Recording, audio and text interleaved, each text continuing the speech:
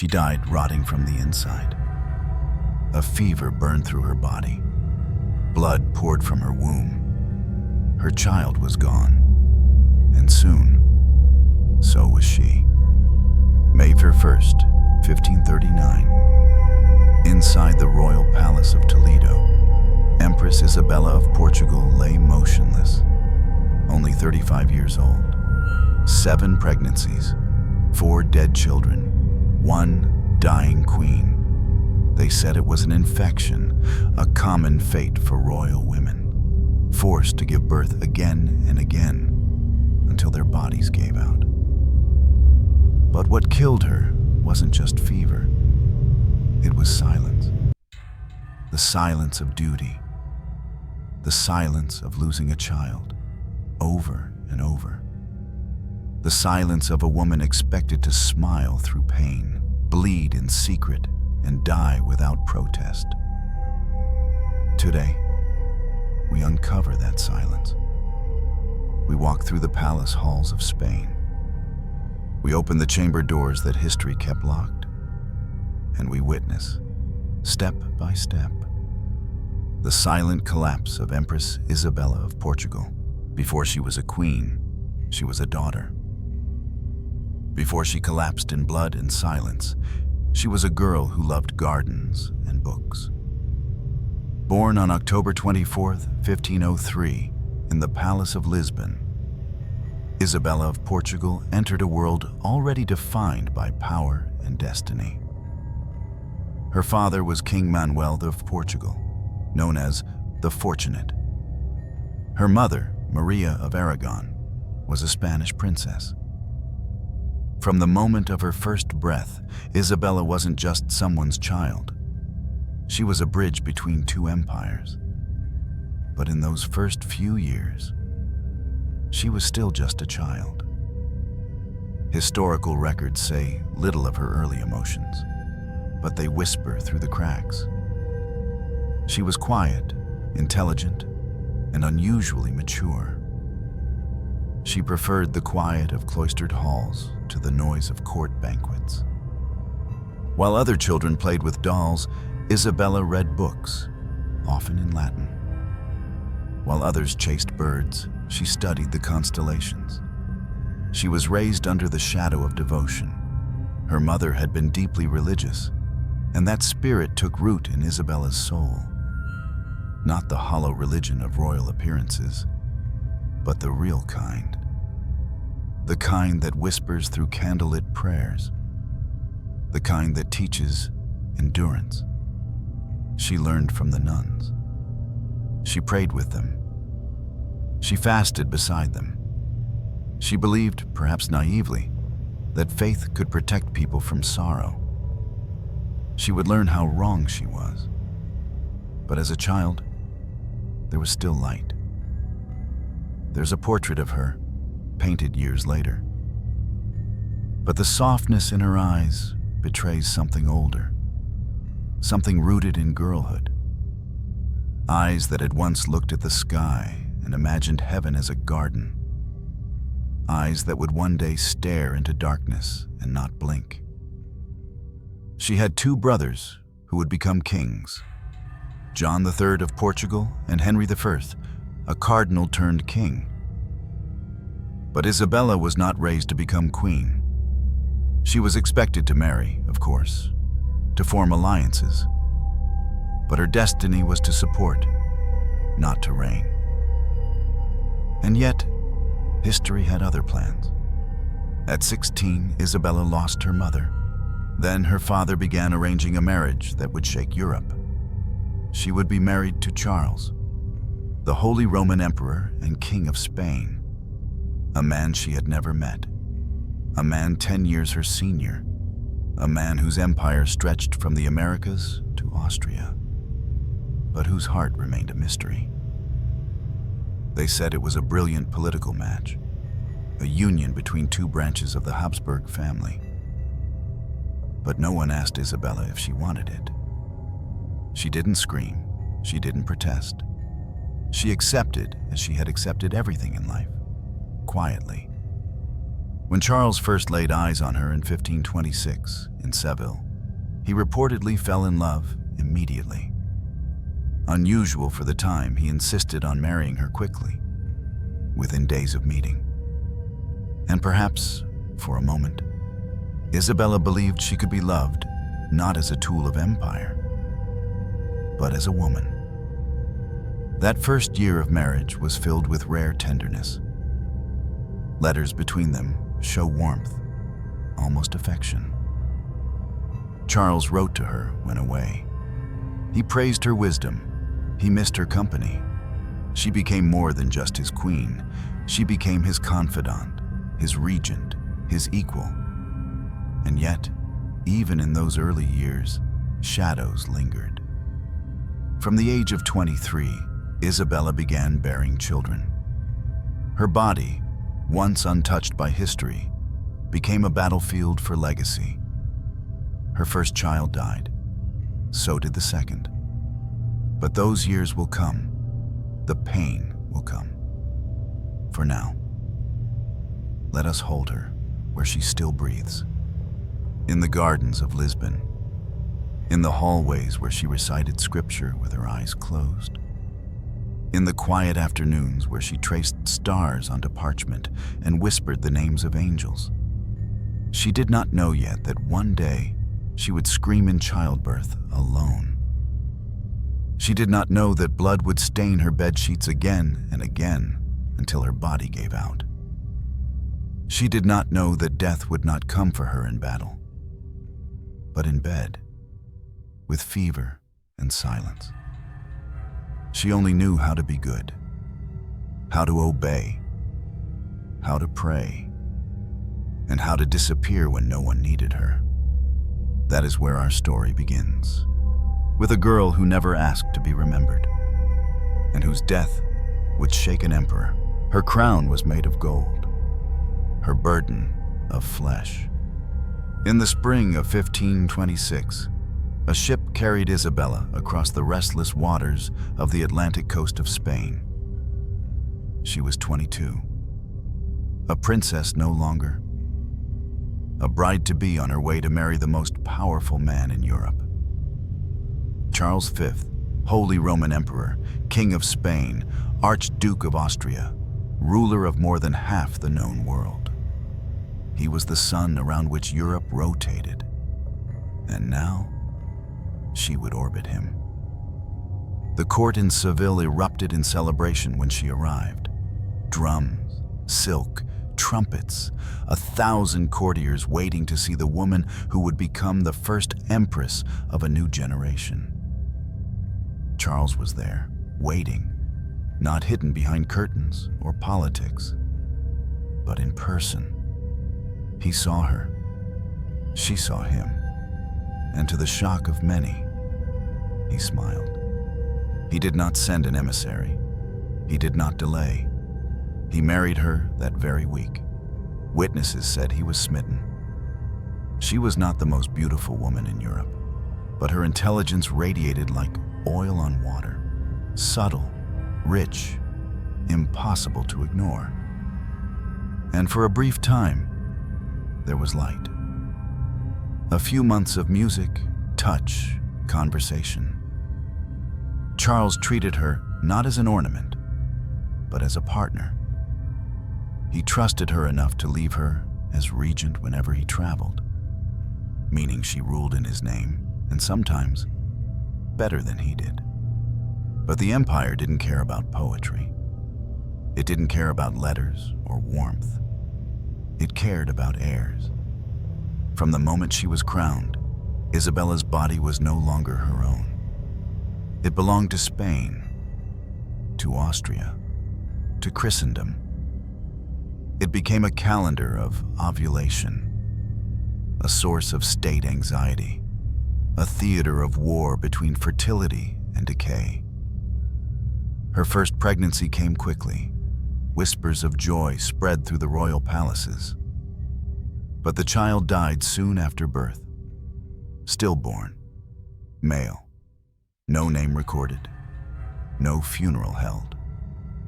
The second was another boy, He died before his second birthday, then another and another. Each time, Isabella did not protest. She was the queen. She bled in silence, then returned to her duties. But behind closed doors, the bruises deepened. Records show she began to withdraw from public events. She no longer hosted grand feasts. She stopped riding horses.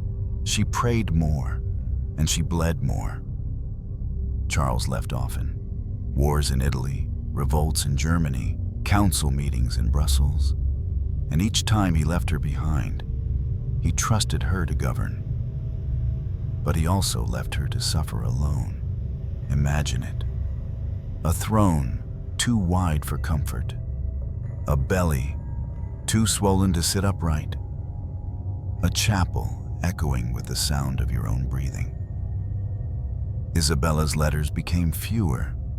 When she wrote, they were clipped, measured, not cold, but weary.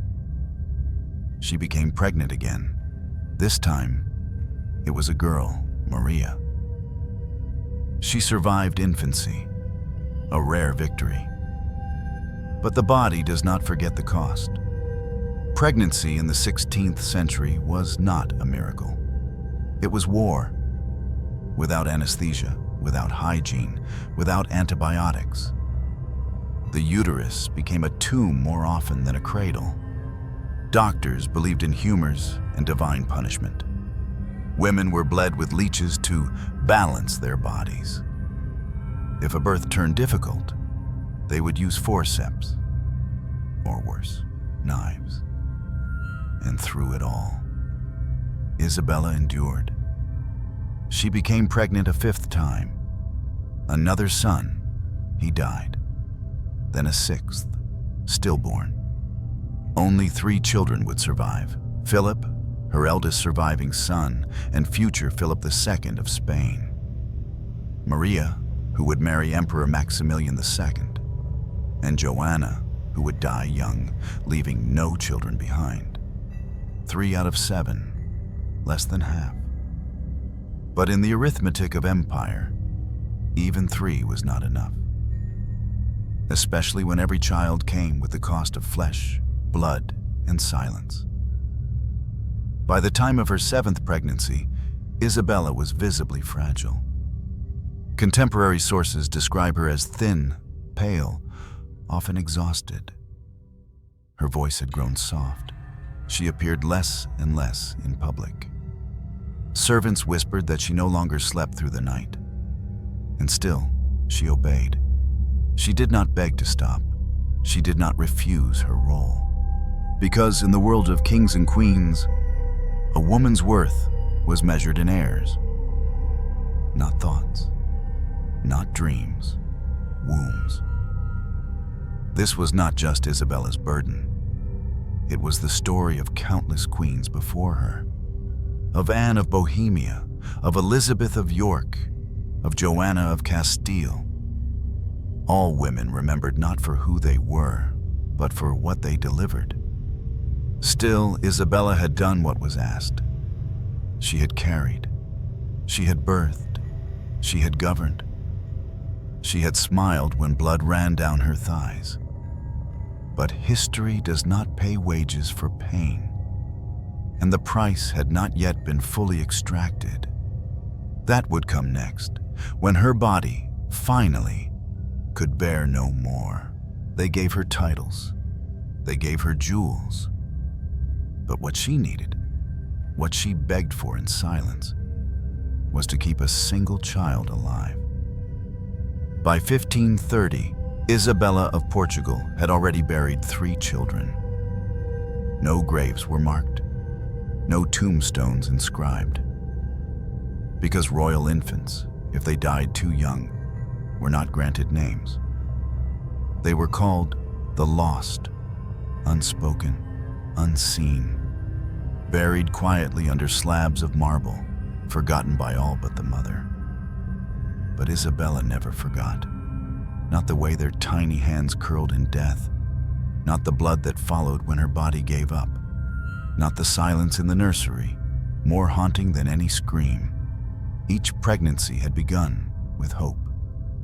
Courtiers smiled. Midwives made preparations.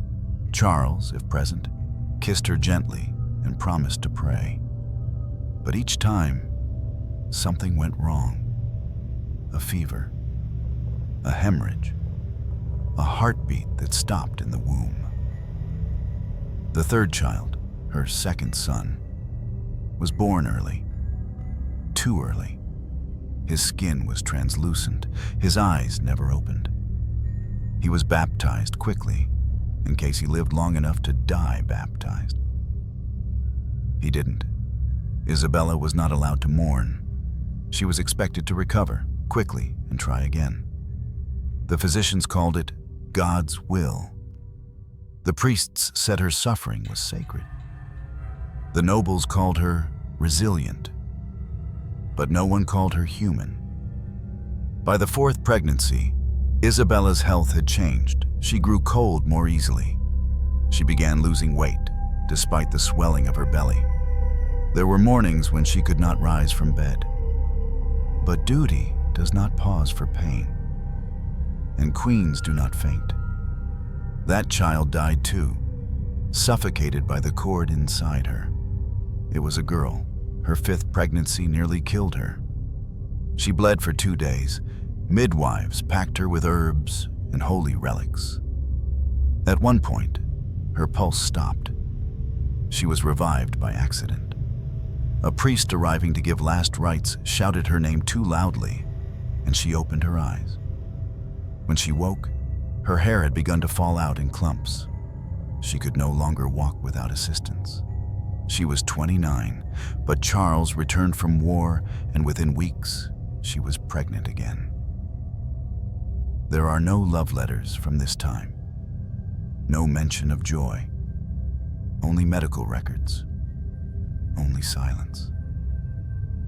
Some say Charles stopped visiting her bed, and that the sixth pregnancy was a result of duty, not desire. Others say he still loved her, but could no longer watch her body break. The sixth child came too early, stillborn again, born in blood. No cry, no candles were lit in the cathedral. That night, Isabella reportedly sat up in bed and whispered, "How many more must I bury before God buries me?" The servants heard, but no one answered, because there was no answer. Her seventh pregnancy came in 1539. By now, Isabella's body was failing. Her legs were swollen, her breath shallow. She rarely ate. She no longer attended Mass. The empire held its breath. Charles sent his best physicians. They tried tonics, rituals, even leeching to reduce heat in the womb. But at 7 months, too early, she began to bleed. Not spotting, hemorrhaging. She was carried to her chambers, screaming. The floor was soaked. The midwives slipped in blood. The child was expelled, lifeless, too small to name, too broken to survive. But Isabella did not die that day. No. Death came slower than that, more cruel than that. In the hours after the miscarriage, her fever rose. She began to shake. Her skin turned gray, her lips cracked. Her belly, still distended, became hard and hot to the touch. The infection had begun. It was called childbed fever, or puerperal fever. We know now it's caused by bacteria, usually from dirty hands, unwashed tools, or exposure during labor. But they didn't know that then.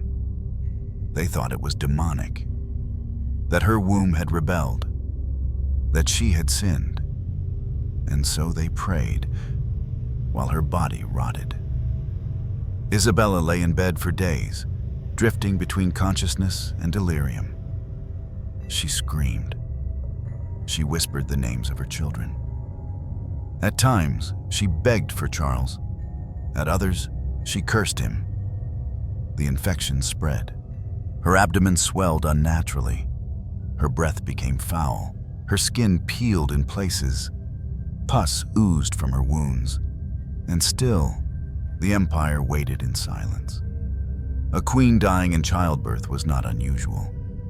But this queen, this empress, had ruled, advised, and mothered a dynasty. She was not just a womb. She was the empire's spine. And now, she was breaking. Witnesses say Charles stood by her bed for hours on the final day. He held her hand. He wept openly. He called her his light. But it was too late. The fever had eaten her from within. Her blood was septic, her organs failing. At dawn, on May 1st, 1539, Isabella of Portugal closed her eyes. She never opened them again. The child was dead, and now so was the mother. She died from an infection. But before death came, her body betrayed her in every way it could. The miscarriage of her 7th child should have been the end of pain. But it was only the beginning of something far worse. At first, they thought it was normal postpartum bleeding. But the blood did not stop. It came in waves, thick, dark, and clotted, draining what little life she had left. The court physicians, loyal but ignorant, misdiagnosed it as retained lochia. They applied compresses. They muttered prayers. And they waited. But inside her womb, something unspeakable had begun to grow. Puerperal fever, a silent killer, caused by nothing more than unwashed hands and reused linens. The midwives had no gloves, no antiseptic. The silver instruments had not been boiled. The sheets had been used in another birth just days earlier. Her uterus had torn, not completely, but just enough to allow bacteria to flood her bloodstream. What followed was not a death. It was a disintegration. On the 2nd day after the miscarriage, Isabella began to shiver. Not from cold, but from a fire spreading beneath her skin. Her temperature climbed rapidly. Her heartbeat quickened. Her belly swelled, becoming rigid to the touch. Her breaths grew short and sharp, as if each inhale scratched her lungs. By the 3rd day, the color of her eyes had changed. Glazed, yellowed, distant. Her lips cracked. Her tongue thickened. She could no longer swallow food. She cried out in sleep, hallucinating. Whispers escaped her mouth in 3 languages: Portuguese, Spanish, Latin. Sometimes she called for her mother. Other times, she begged for the child she had just lost. The palace went silent. No bells rang. No proclamations were made. No one dared announce the Empress was dying. Instead, they waited behind closed doors, hoping for a miracle, or at least a quiet end. But death did not come quietly. On the 5th day, Isabella's abdomen turned blue and black with mottled bruising. The veins on her legs bulged as septic blood struggled to move. Pus leaked from her vaginal canal, foul, greenish, unmistakable. The smell filled the room. Servants fainted. Windows were open despite the cold. Her skin began to peel, around her thighs, her chest, even her scalp. It sloughed off in sheets, revealing raw, oozing flesh beneath. It wasn't rot, not yet, but it was close. Still, she was conscious. She knew. She felt everything. There were moments she begged them to end it, to give her hemlock or let her bleed out. But this was Catholic Spain. Mercy was sin. Suffering was sacred. They refused her. Instead, they called in more priests. more relics, a thorn from Christ's crown, a vial of Mary's milk. They laid them on her chest as if holiness could seal her body shut. On the seventh day, her fingernails turned purple. She vomited blood. Her eyes began to sink into their sockets, leaving bruised hollows where light used to live. Charles returned to Toledo that evening. They say he ran, truly ran, through the palace halls, nearly slipping on marble floors slick with candle wax. When he entered her chamber, he stopped breathing. He had seen death before. He had led armies, walked battlefields, but nothing prepared him for this. This was not the woman he had loved, not the bride who spoke with such calm authority, not the regent who had ruled his empire in his absence. This was a husk, a body in collapse, a queen liquefying in her own fever. Charles knelt by her bed. He kissed her hand, still warm but limp. He wept. He did not speak. He did not pray. Because in that moment, what was there left to say? Isabella, half-conscious, turned her head. She saw him. Her eyes welled with tears, and she whispered something no one could fully hear. Some claimed it was, "Forgive me." Others said she muttered, "Don't let them bury me while I still breathe." Either way, those were her last words. That night, the bleeding stopped. Because there was no more blood to give. Her heart failed at dawn. No scream, no final gasp, just nothing. The room remained still for several minutes. Even the priests fell silent. Then the Empress, Isabella of Portugal, was declared dead at 35 years old. She had ruled kingdoms, given birth 7 times, buried 4 of her own children, and died not in glory, but in infection, a queen. But also a victim, not of war, not of betrayal, but of medicine, of expectation, of the endless grinding duty to deliver. They prepared her body for burial, but decay had already begun. Her face was discolored, her abdomen distended, her limbs stiff but not cold. The embalmers worked in silence. They could not fully cleanse her, so they sealed her in fine linen and locked her in stone, fast, before the smell could betray what had happened. Isabella was buried beneath the royal crypts, but her pain lingered in the palace walls and in Charles, who would never be the same again. She died in silence. He lived in echoes. Charles V had faced many enemies: French kings, Ottoman sultans, Protestant reformers, but none of them broke him. Isabella's death did. The morning after her passing, witnesses reported the emperor locking himself inside her chambers. He refused food, he refused sunlight. For 3 days, no one saw him. When he finally emerged, his beard had gone partially gray, not from age, but from grief. He had aged years and hours. From that day on, Charles became a man divided. To the court, he was still emperor, still issuing orders, still planning wars. But privately, he was unraveling. He ordered her chamber left untouched. No one was to move the linens, the books, the rosaries she had kept beside her bed. Even the basin of holy water, still tinged with blood, remained where it was, unchanged, like a shrine. At night, Charles could not sleep. He claimed to hear her voice, sometimes calling his name, other times crying. He began pacing, hour after hour, long corridors, endless stone steps. His guards reported hearing muttering, prayers, even laughter at odd times. Once, He whispered to an attendant, "She speaks through the wind, but I can never answer."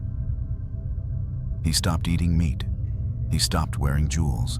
He gave away half his clothes to the poor. But what seemed like piety was grief in disguise. He began avoiding women entirely. When foreign courts sent portraits of noble daughters, hoping for a new marriage, Charles sent them back unopened. He would never remarry, not because of politics, but because no one else would be her.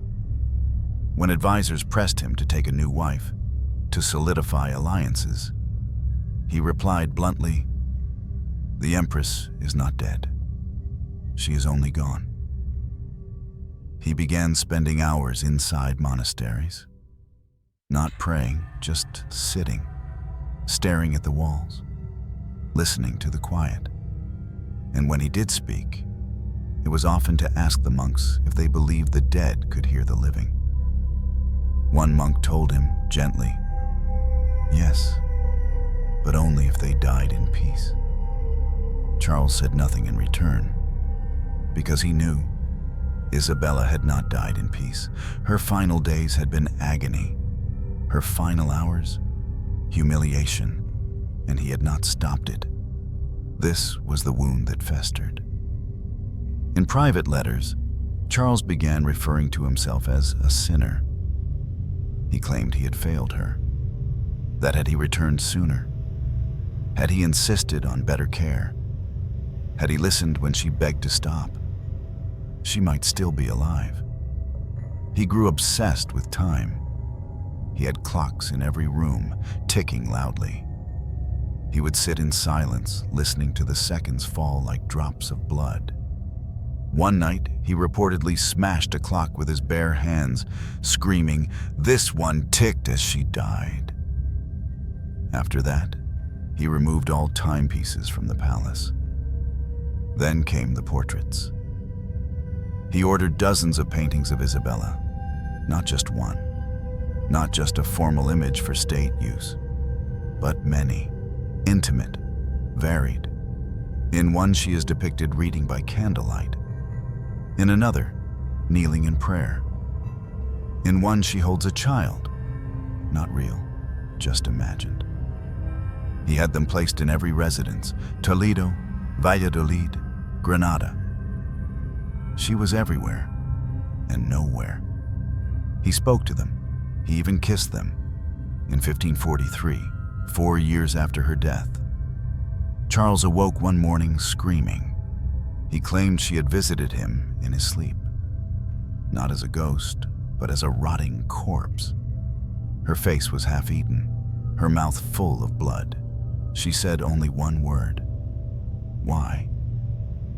After that, his mental state declined sharply. He stopped trusting those around him. He accused his own doctors of poisoning her. He ordered secret investigations into the midwives of Toledo. Most had already died or disappeared. He even interrogated priests, convinced that one had cursed her womb. No proof was found. But Charles became convinced. They killed her, and I let them. He began sleeping in a narrow monk's cot instead of his royal bed. He refused to eat anything unless it was tasted by 2 others. He avoided mirrors, terrified of what he might see. He started wearing black every day, not just for mourning, but because, as he wrote, "Joy is a lie." By 1550, Charles began preparing for abdication. He was only 50. Most assumed it was illness. Gout, yes. Fatigue, perhaps. But the truth was deeper. He was tired not from ruling, but from remembering. He couldn't lead an empire when every hallway reminded him of her, when every council meeting echoed with the phantom sound of her breath. And so, he made the decision. He would retire, withdraw, and build something in her name. Not a tomb, not a statue, but a kingdom of silence. She died once. He died for the next 20 years.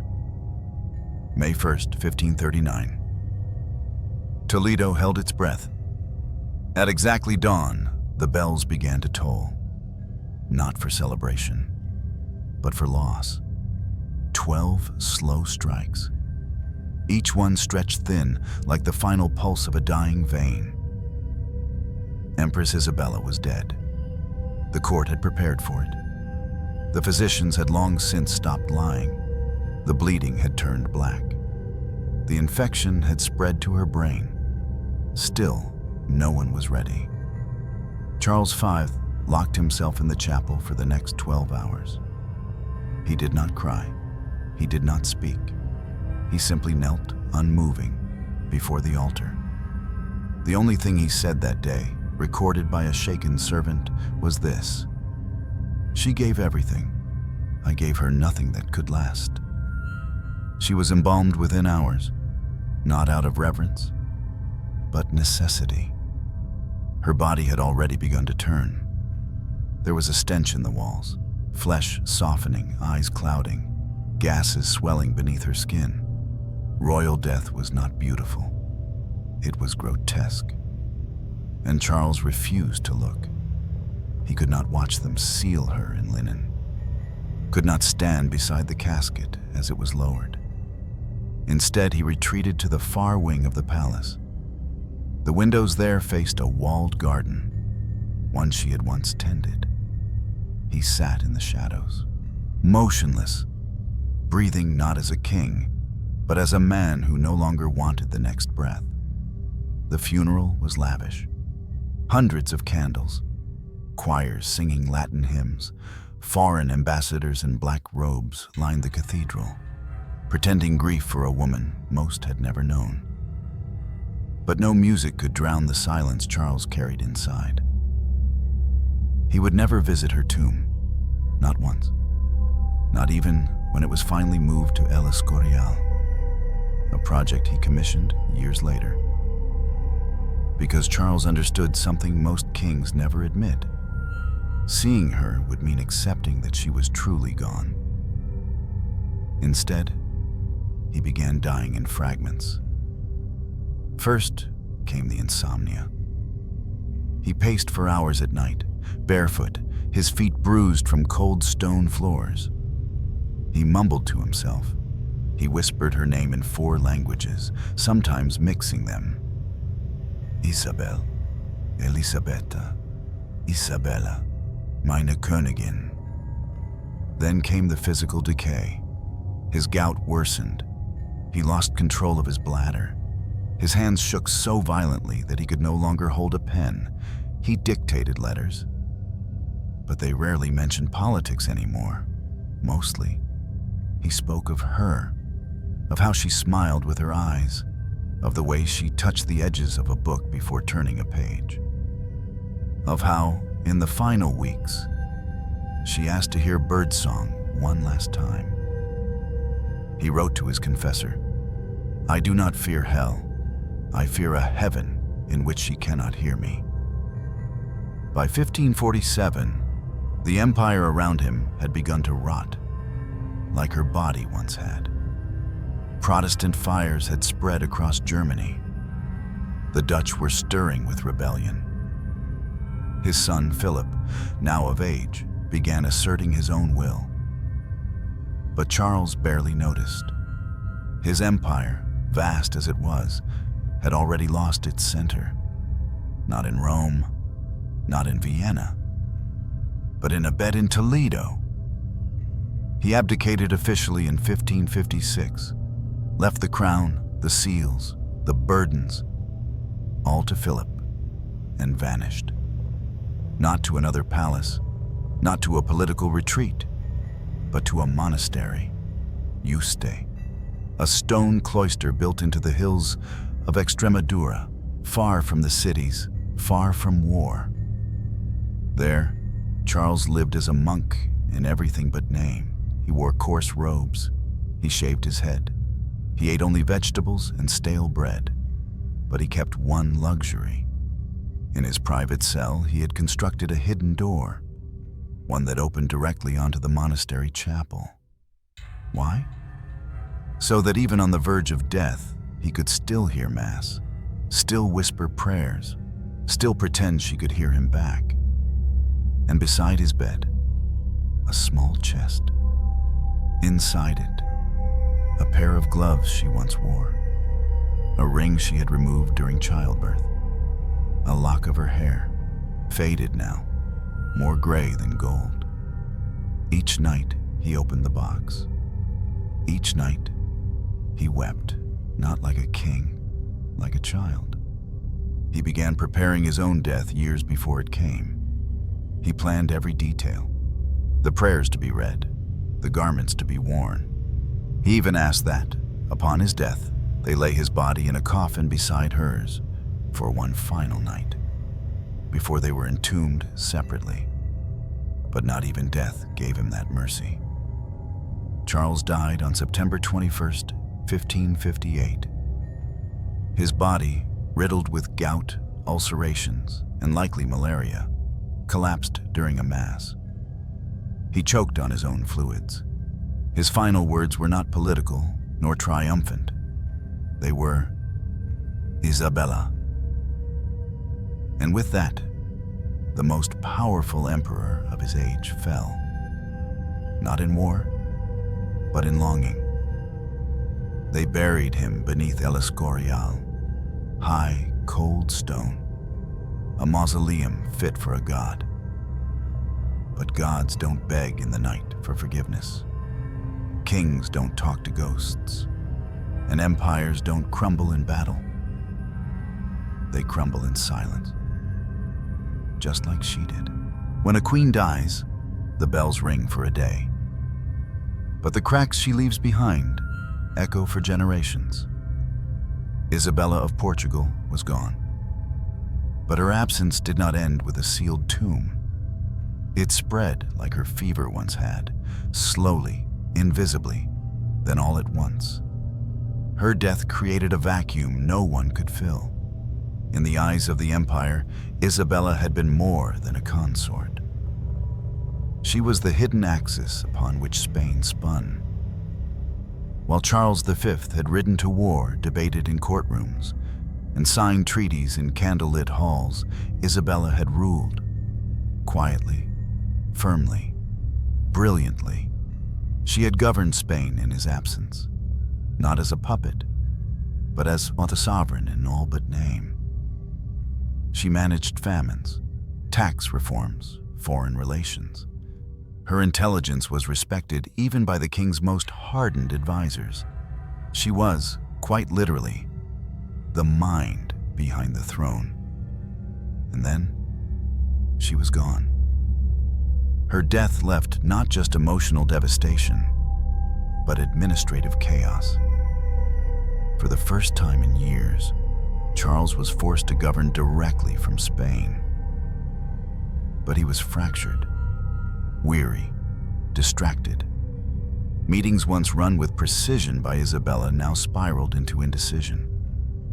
Policies she had nurtured were either forgotten or replaced by half-measures. Her careful diplomacy with Portugal and the papacy began to erode. Even the household fell into disarray. Her ladies-in-waiting wept openly for weeks. Some resigned.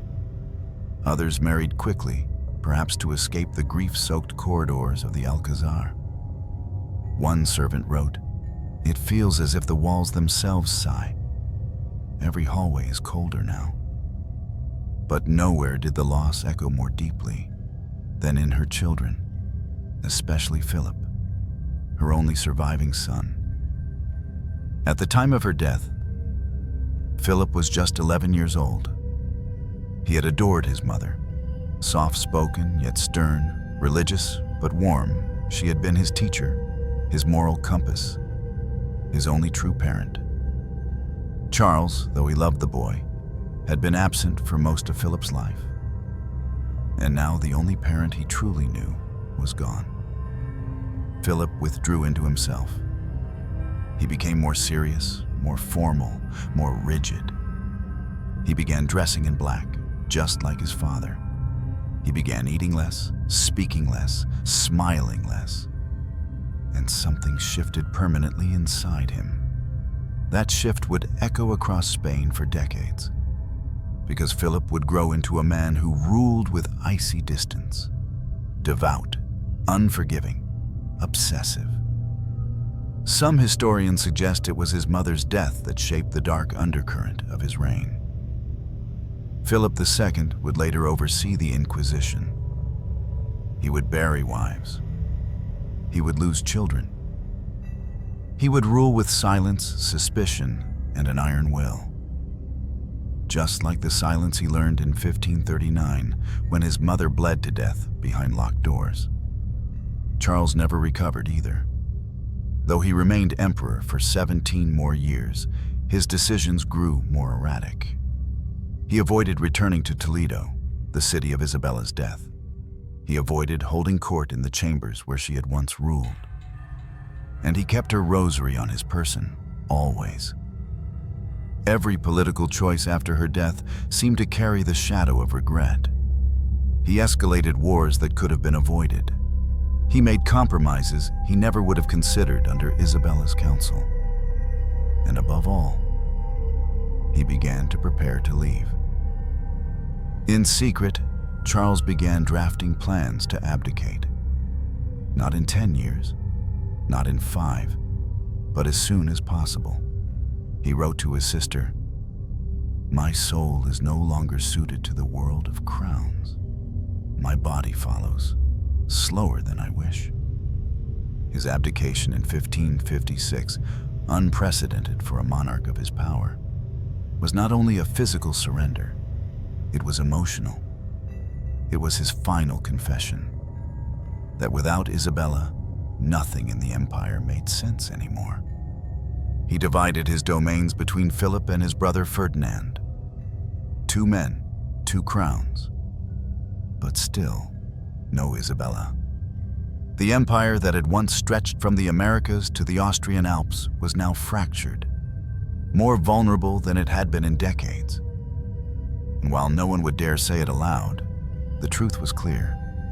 Isabella had held the center, not with armies, not with laws, but with presence. The presence of a woman who listened more than she spoke, who signed decrees with trembling hands but unwavering will, who ruled not from a throne, but from the quiet strength of knowing she had no room to fail. And when she vanished, the weight of a collapsing world fell on those too young or too broken to carry it. Her daughters, Maria and Joanna, would grow up in a Spain forever changed. Maria would become Empress of the Holy Roman Empire. Marrying her cousin, Maximilian II, she would bear 16 children, but also bury many of them. She would inherit her mother's composure, and tragically, her cycle of childbirth and grief. Joanna, the youngest, would die before adulthood, lost in the records. Another girl who never got to live long enough to be mourned properly. And Isabella? She faded from the day-to-day speech of the court.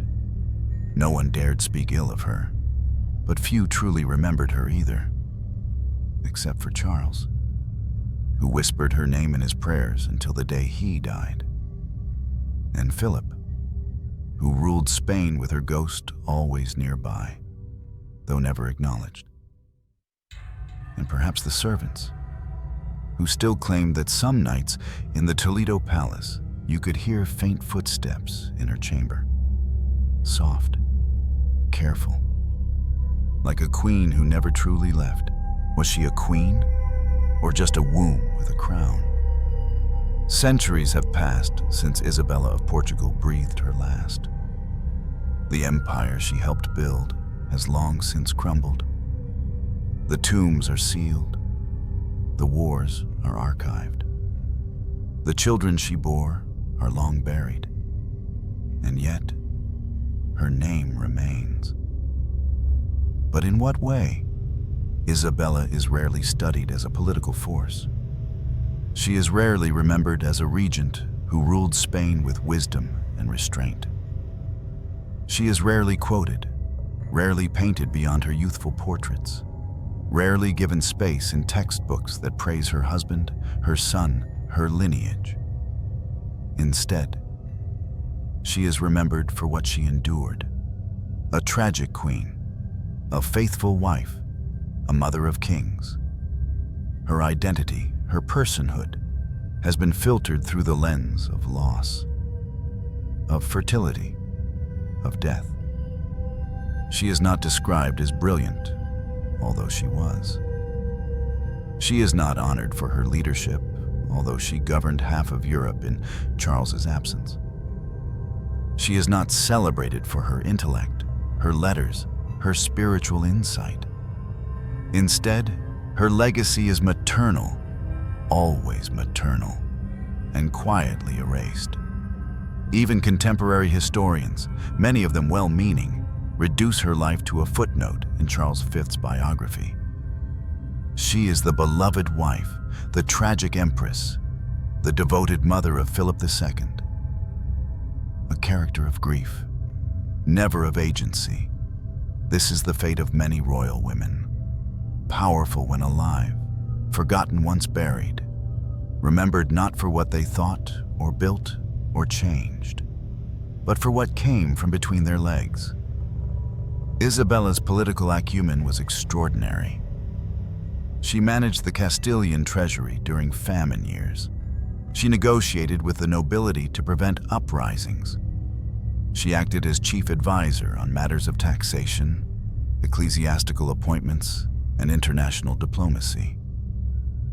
She did this while pregnant, while bleeding, while burying her children.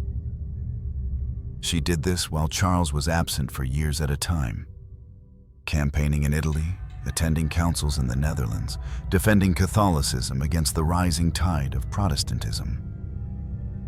But no one paints that Isabella.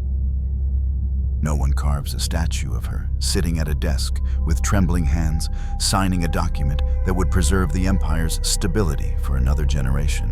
No. She is painted in silks, shown as gentle, pale, a halo of submission around her head. Even in death, the narratives betray her. They say she died in childbirth, or after a miscarriage, or of childbed fever. All of which are true, but none of which are the whole truth. Because what truly killed her was expectation. The royal machine that demanded she produce heirs until her body collapsed. The silence that prevented her from ever saying, "No more." The rituals that turned women into vessels, sacred, disposable, essential, and invisible. It was not infection alone that ended her life. It was duty, repeated, unrelenting, unquestioned. She was, quite literally, bled out by an empire that called her holy. And this is where the historical judgment fractures.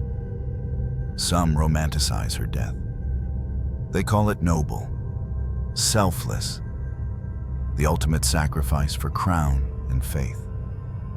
They speak of her like a martyr, but that framing still robs her of something: consent. Did she choose to die for Spain, or did she have no choice at all? Others criticize her passivity. They argue that she should have demanded better care, refused further pregnancies, asserted herself. But that criticism ignores the reality of her time. Isabella did what every queen consort was expected to do, and she did it with composure and courage. Her silence was not submission. It was survival. And yet survival failed her. A handful of feminist historians have attempted to reclaim her story. They study her letters. They highlight her governance. They insist that behind the veil of tragedy was a mind worthy of examination. One scholar writes, "Isabella was not weak. She was exhausted. And exhaustion is not failure. It is evidence. Evidence of effort, of struggle, of a woman holding up an empire with blood-stained hands. But that view remains rare. More often, she is romanticized, locked into the tragic queen archetype, beautiful, sad, gone too soon. Which raises an even deeper question. Do we grieve Isabella, or do we simply admire the poetry of her suffering? Do we honor her memory, or do we consume it the way empires consumed her body, piece by piece, child by child? What would she say if given a voice today? Perhaps nothing. Perhaps she would do what she always did, watch silently, listen carefully, and remain composed.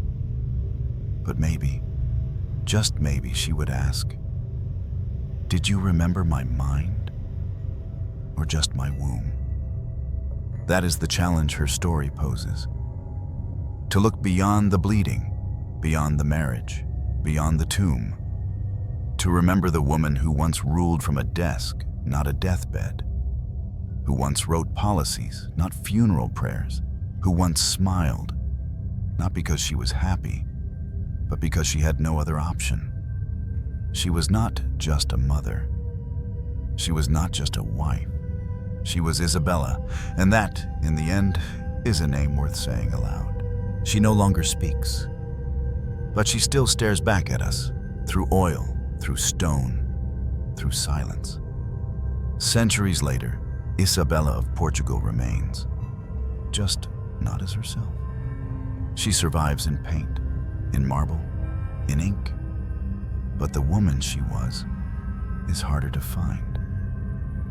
Walk through the halls of Madrid's royal palaces or through El Escorial, and you'll find her face.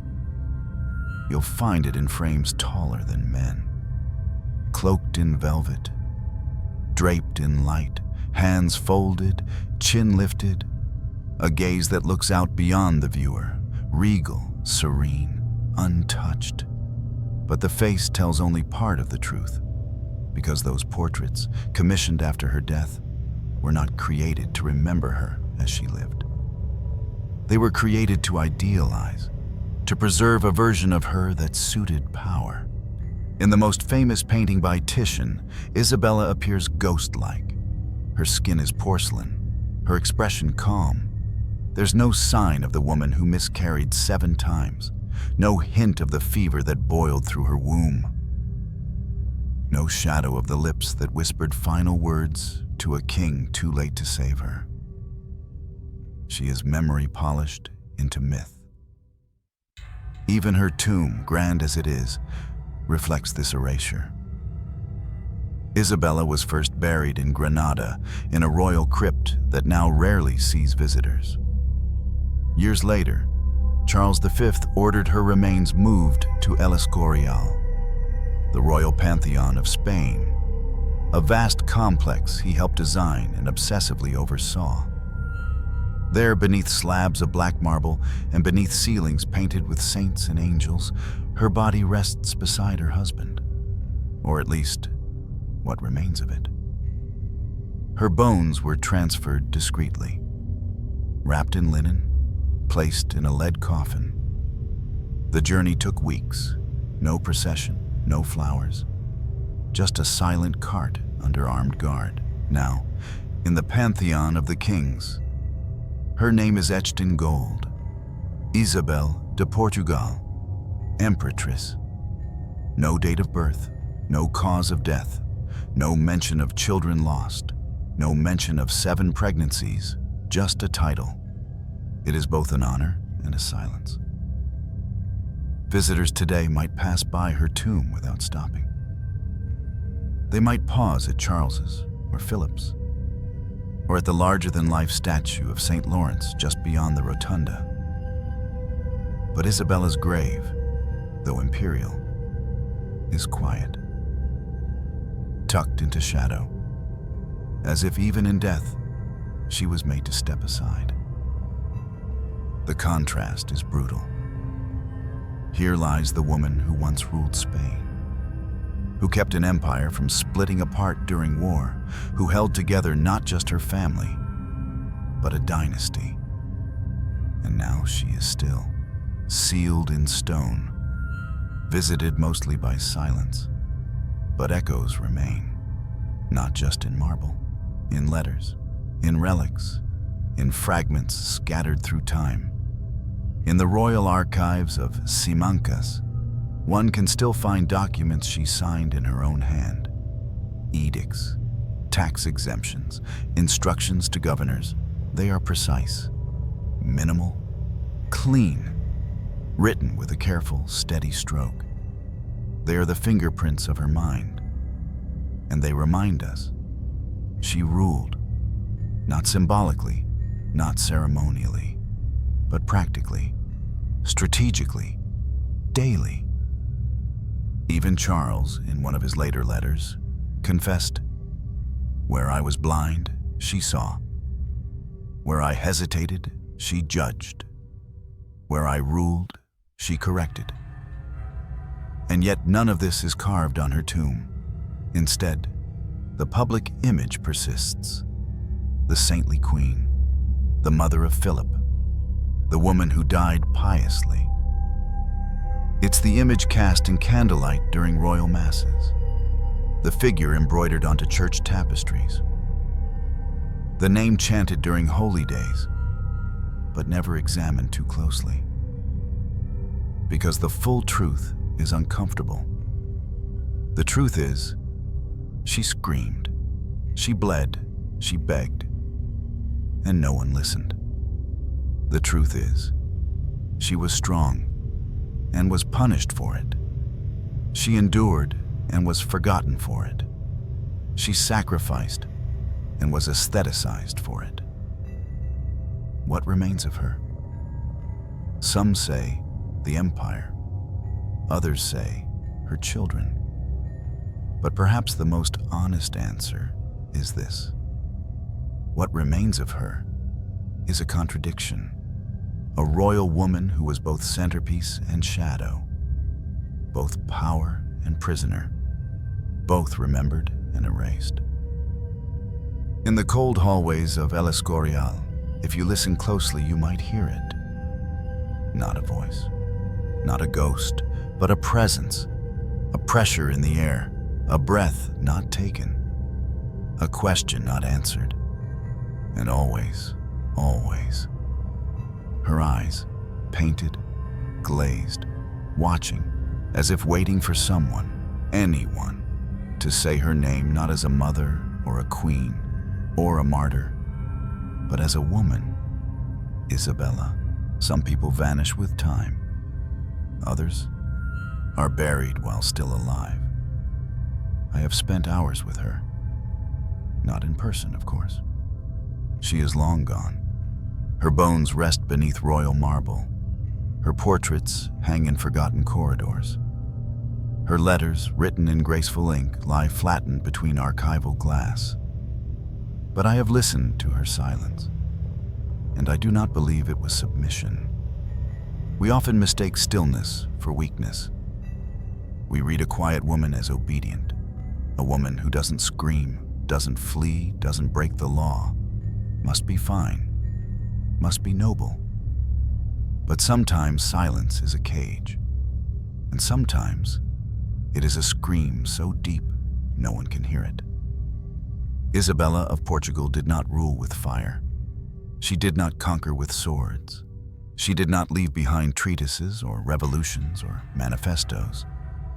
She left behind something more fragile, more haunting. A life erased in real time, not by enemies, but by her own purpose. She was raised to serve, to give, to carry, and carry she did. 7 pregnancies, 4 burials, 1 crown, an entire empire. But who carried her? Where is her voice in the histories? Where are her letters that say, "I am in pain. I am afraid. I am more than this"? They don't exist. Or if they do, they are lost. Because no one thought to keep the words of a bleeding queen. Only her sons, her husband, her dynasty. Even now, people ask, wasn't she lucky? She was loved. She was respected. She was queen.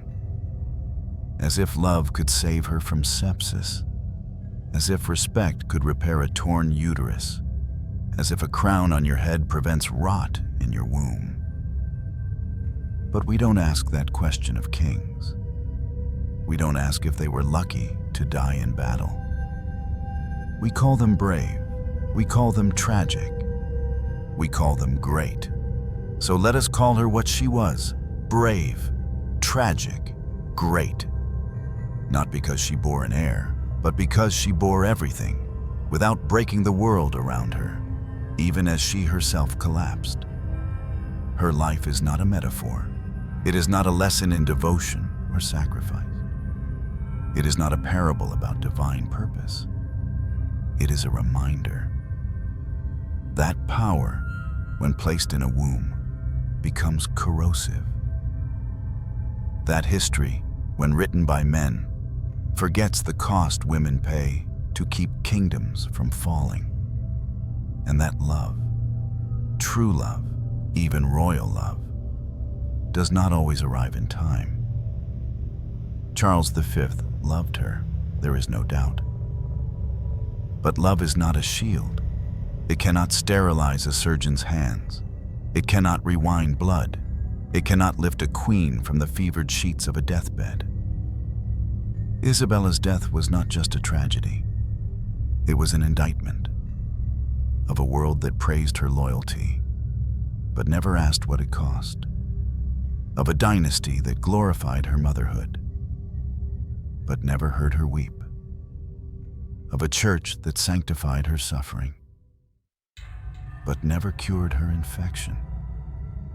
And perhaps of us, for forgetting her, for remembering only the outlines, for naming her only as Philip's mother or Charles's empress.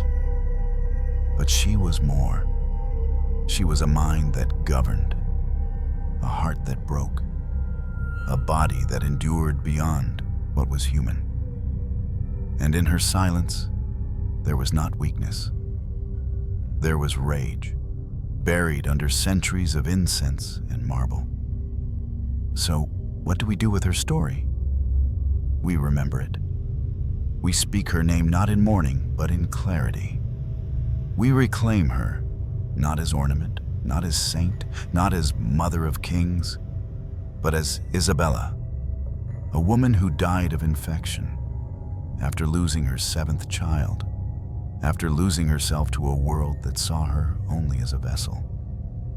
And in remembering her fully, not just the myth, but the flesh, we restore something sacred. Not her crown, but her humanity.